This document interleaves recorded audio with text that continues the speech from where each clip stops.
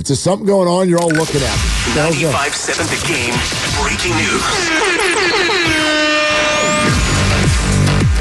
All right. Oh. Yeah. Well.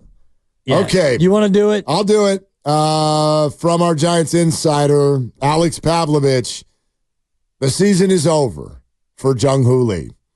Jung Hoo Lee indeed will have season-ending surgery on his torn labrum.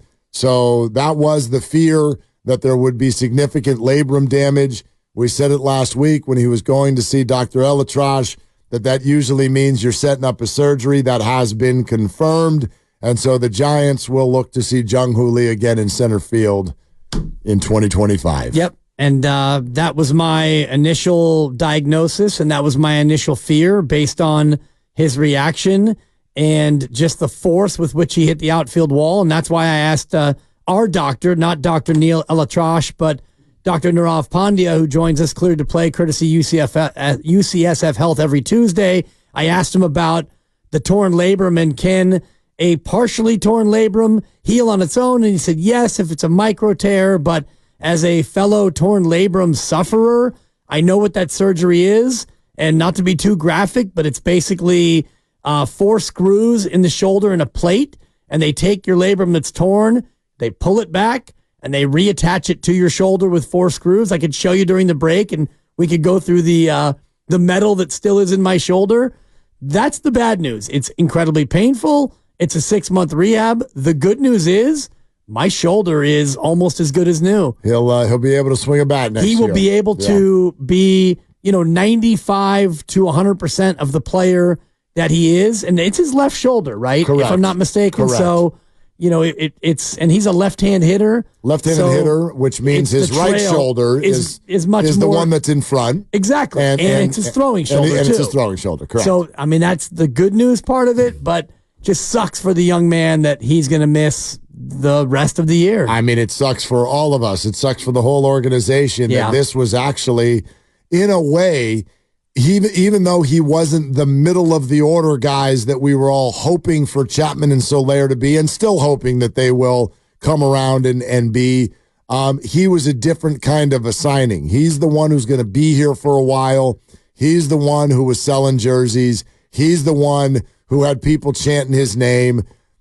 He's one of the few bright spots the Giants have had this year. And for all of that to start, and for him essentially to only play 40 games this year for the Giants in his first full year in the uniform, is just a tremendous blow to the organization in multiple ways. This isn't just about the standings or your leadoff hitter. This is so much more. This is marketing. This is vibe. This is a huge blow. In fact, I'd argue that if you had gone to the Giants about 3 weeks ago and said, hey, what's one thing for this season that you really do not want to have happen, this might have been their first answer, honestly. Yeah. And here it is. And so what has been a difficult start to the season has only gotten worse, although today's news not surprising. But this stinks. There's no way around it. This is about as bad of a development as we could have on a young season. As you mentioned, it's more than just on field, great center fielder, at the plate, a guy who's an exciting at-bat, somebody who can actually steal a base, and he was starting to get more comfortable on the base paths, but just the excitement level. And I mentioned to you earlier this week, or maybe late last week, walking to Bart, and I saw somebody rocking a 51 J.H. Lee jersey. This is a guy who's going to be here for a while. It's a player that, as a fan, if you're looking to get back in, if you're more of a casual and you wanted to have somebody that you could get excited about, here's your guy, and now he won't play again till April. It sucks. Now, the only bright side is for everybody who has been clamoring for Matos and Ramos, well, I would certainly argue that at least one of them is now going to be here for the duration of the year. You would think.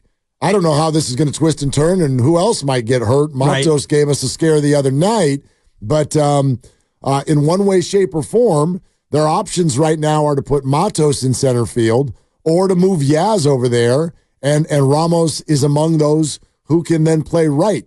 The only thing now that sort of looms out there as far as those two guys are concerned is Austin Slater.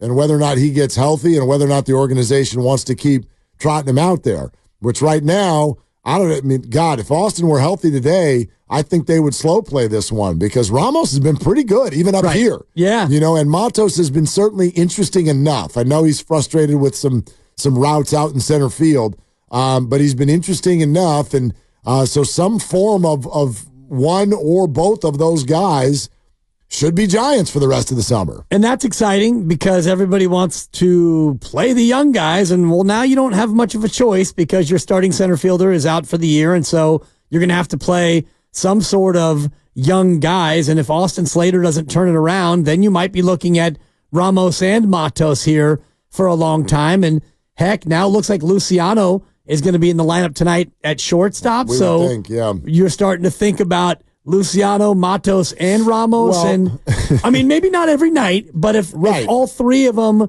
are going to be here, and we don't know if that's going to be the case, but this could be what many fans have been asking for. Totally, except I was just chuckling about the whole play the young guys thing because Jung Hoo Lee was one of the young guys. Yeah, he's 25. Elliot Ramos is 24. They're almost the exact same age. The young guys referring to the farm hands, not the far hands, but the farm hands, the guys who we've all been watching for a number of years. Guys, when we get a lineup, hit us with it right away. We'd love to know if Luciano is in, where he's batting in the lineup. Is Soler right back to batting cleanup tonight? What have you? But maybe go easy with the breaking news though, because it feels like it's usually bad news. It's never like, hey, breaking news, you guys are getting a raise. Right. You know what I mean? It's like, who's hurt now? Totally. Not yet. Anyway.